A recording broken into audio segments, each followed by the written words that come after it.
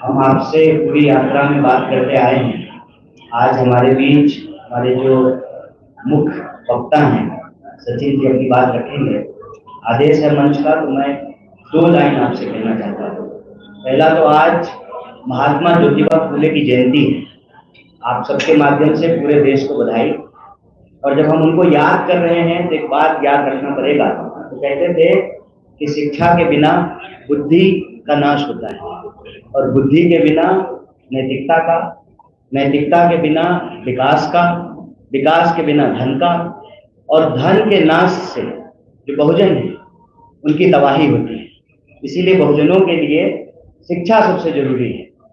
और यह जो बात हम आपके सामने रेखांकित कर रहे हैं वो इसलिए कर रहे हैं, आज एक बहुत बड़ी कोशिश है कि इतिहास में शोषण के खिलाफ जो संघर्ष है उन संघर्षों को भुला दिया जाए, ताकि जो मौजूदा शोषण है उसको टिका करके रखा जाए और कोई भी लोग उसके खिलाफ अपनी आवाज को बुलंदी से बोल ना पाए।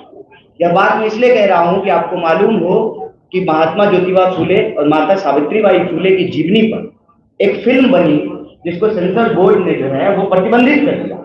तमाम प्रोपेगेंडा फिल्में बनती हैं, अलग अलग फाइल, पता नहीं कौन कौन सा फाइल निकल रहा है, लेकिन जो हमारा शोषण के खिलाफ संघर्ष का इतिहास है उसको नहीं दिखाने दिया जाता, ताकि हम चुपचाप बर्दाश्त करते रहें पलायन को, गरीबी को, बेकारी को, आसमान छूती महंगाई को, अव्यवस्था को, और इसके खिलाफ कोई आवाज नहीं बुलंद करे।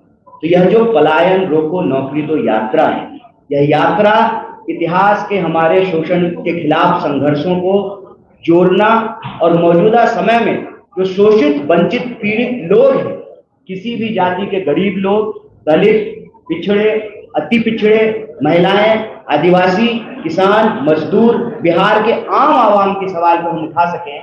और यह यात्रा विभिन्न जिलों से होते हुए आज पटना पहुंची है, और वही अपना हक की बात करने के लिए हम आज मुख्यमंत्री जी से मिलने का प्रयास करेंगे। इस यात्रा के दौरान हम विभिन्न जिलों से जब गुजरे तो लगभग 1 लाख प्रभावित वर्ग के छात्रों और नौजवानों से मिले। हर जिले में प्रेस कॉन्फ्रेंस हुई और वो उस जिले का जो स्थानीय मुद्दा था उसको हम लोगों ने उठाया है। आज हम उम्मीद करते हैं कि बिहार के मुखिया जो बिहार की आवाज है, जो बिहार की मांग है, उसको सुनेंगे और उसका समाधान निकाल करके बिहार प्रगति के रास्ते पर, समानता और बराबरी के रास्ते पर, न्याय के रास्ते पर आगे बढ़ेगा। बहुत बहुत शुक्रिया। अभी नहीं आज मंच पर बैठे हमारे सभी पहलवान जो मुख्य तौर पर इस कार्यक्रम में आए, शिवाजी परमागंज में बैठे हमारे नेतागण, देने वाली यात्रा 16 मार्च चंपारण से शुरू होकर गांधी आश्रम से आज पटना पहुंच गई है।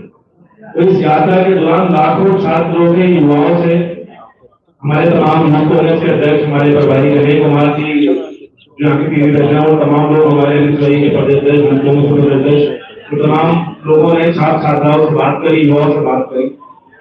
तो एक चीज तो तय हुई है बात करने को लेकर कि बीजेपी और जेडीयू सरकार धन की नौकरी नहीं देना चाहती, यहाँ पर सिर्फ धन की नौकरी देना चाहती। जिस तरीके से बिहार का युवा छात्र प्लान करने को मजबूर है, छात्रों से बात की, उन्होंने बात करा कि किस तरीके से डिग्री तो ग्रेजुएशन 5-6 साल लग जाते हैं करने के लिए। पूरा एकेडमिक ईयर जो बोर्ड डिस्टर्ब है, पेपर लीक एपिक सेंटर बनता जा रहा है बिहार का। तो छात्रों की हालत आप देख सकते हैं, किस तरीके से छात्र पलायन करने को मजबूर है पूरे बिहार का। और बिहार का देश में अहम रोल है। आप देश में देखेंगे 15 अगर छोटे डॉक्टर होंगे तो 7 से 8 बिहार के अस्पताल होते हैं। तो बिहार में इतनी ऊर्जा है, बिहार के नौजवान छात्रों में इतना टैलेंट है, उसके बावजूद यहाँ के नौजवान को, छात्रों को बयान करने को मजबूर है सरकार, करवा रही है बयान। हमने नीतीश कुमार जी ने समय भी मांगा था मिलने का, अभी तक हमारा कोई जवाब नहीं आया उससे मिलने का नीतीश कुमार जी की तरफ से। तो ये भी एहसास होता है कि छात्र और नौजवान उनके लिए कितना महत्व रखते हैं। तो ये यात्रा आज हमारी पटना में है, इसके बाद हम आवास में भी जाएंगे, बात करना चाहेंगे मुख्यमंत्री जी से।